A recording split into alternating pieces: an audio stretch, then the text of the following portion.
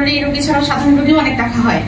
তো যথারীতি গতকাল বিকালে ডিউটিতে অনেক সাধারণ রোগী জরুরি রোগীর চাপ ছিল। এর মাঝে ওনারা হাজবেন্ড আর দুজন ভিতরে ঢোকেন। তো ইমার্জেন্সিতে সাধারণত আমি এর আগেও বলেছি, কালকেও আমি বলেছি যেটা যে মানে একসাথে অনেক রোগী ঢুকলে কারো চিকিৎসাই ভালো হয় না, আমরা এক এক করে রোগী ঢুকাই, এক এক করে বের হতে বলি। তো এক পেশেন্টের ট্রিটমেন্ট দিচ্ছিলাম, তখন ওই হাজবেন্ড আর দম্পতিকে বলা হয়েছে যে আপনারা একটু ওয়েট করেন, এনারা বের হলেই তারপর আপনি ঢুকবেন।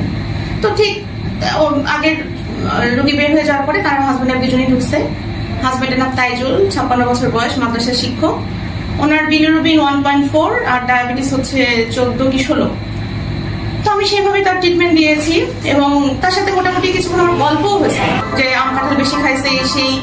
আমি কিছু রুটিন পরীক্ষা দিয়েছি, দেওয়ার পরে হাজবেন্ডের ট্রিটমেন্ট শেষে উনি ওয়াইফের রিপোর্টটা বের করে দিচ্ছে আমাকে।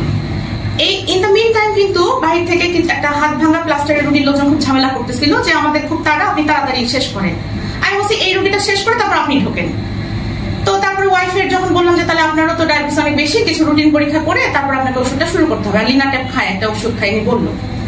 তো ঠিক আছে, আমাদেরকে বিদায় করবো। শেষ মুহূর্তে ওই মাদ্রাসার শিক্ষকের ওয়াইফ, উনি টিচার, উনি বলতেছে আমার একটু প্রেশারটা দেখে দেন। তাই বললাম ঠিক আছে, প্রেশারটা আপনার তো একটু বাইরে বসেন, ওই হাত ভাঙা রুগীটাকে দেখে তারপর আপনার প্রেশার মাপা হবে। ঠিক এই কথা বলার সাথে সাথেই ওনার বিহেভ পুরা 60 ডিগ্রি চেঞ্জ। উনি সাথে সাথে আমার রোস্টারের নাম দেখে বলছে কি নাম, এখানে তো বসার যোগ্যতা নাই, এরকম ব্যবহারের খারাপ ব্যবহারে তো ডাক্তার দেখিনি। মানে আমার তখন কথাগুলো মনে হচ্ছে যে আচ্ছা একটু আগে এত ভালো ব্যবহার, এখন এইভাবে কথা বলতেছে, উনি কি আমাকে খাওয়ানোর চেষ্টা করতেছে কিনা। কারণ ইমার্জেন্সি এরকম অনেক দেখছি, 5 বছর হয়ে গেছে মান্দায় আছি, সরকারি চাকরি 3.5 বছর, এখন উনি এরকম করতেছে কেন, আমি একটু আশ্চর্য হয়ে গেছি। তারপর উনি অনেক কথা আমাকে বলে গেছে, উনি যেটা বলছে অশালীন আচরণ ওনার সাথে করছে, ওনার সাথে কোনো অশালীন আচরণ করে না। উনি আমাকে এমন বিহেভ করছে যে আমি একটা মানে বিশেষ ক্যাডার, তারপর ওনার আচরণে আমি চোখের পানি পড়ছে যে উনি আমার সাথে কতটা খারাপ ব্যবহার করছে। এটা আপনারা যদি সিসিটিভি ফুটেজ বের হয় বা দেখতে পারবেন যে উনি ক্রমাগত আমার সাথে খারাপ ব্যবহার করে চলে গেছে, আমি তার সাথে কোনো প্রত্যুত্তর করি নাই। ঠিক 1 মিনিট পরে ওনারা বের হওয়ার পরে যখন পরের রুগীটা ঢুকছে, তখন ওনার হাজবেন্ড এসে উইদাউট পারমিশন আমার ভিডিও বা ছবি সামথিং এরকম নেওয়ার চেষ্টা করছে। আমি তখন সেটা নিতে পারি নাই, যে আমি একটা সরকারি কর্মকর্তা, আমি চেয়ারে বসির জন্য যখন তখন যে সে এসে আমার ছবি তুলবে, ভিডিও করবে, এটা আমি নিব না। আমি তখন বের হয়ে গেছি, যেটা এক সাংবাদিক ভাই মনে লাইভে ছিল বা সামথিং ছবি তুলছে, সেটাতে সে দিছে। আমি বের হয়ে তাকে বলছি যে আপনারা ভিতরে ঢোকেন, কারণ আপনারা আমার সাথে অসম্মান করে কথা বলে গেছেন, আবার আমার ভিডিও করতেছেন, তাহলে আমি তার সাথে কথা বলবো, আমার ঊর্ধ্বতন কর্তৃপক্ষকে ডাকবো, আমি পুলিশ প্রশাসনকে ডাকবো। কারণ ইমার্জেন্সিতে চাকরি করি মানে এমন না যে আমাকে যে সে এসে যা তা বলে যাবে, সব ব্যবহার করে যাবে, আমি সব মেনে নিতে হবে। তাদেরকে ভিতরে ঢুকতে বলা হয়েছে, মোবাইল চাওয়া হয়েছে, তারা মোবাইল দিতে অস্বীকৃতি জানাইছে, ভিতরে ঢুকতে অস্বীকৃতি জানাইছে, বলছে না ভিতরে ঢুকবো না।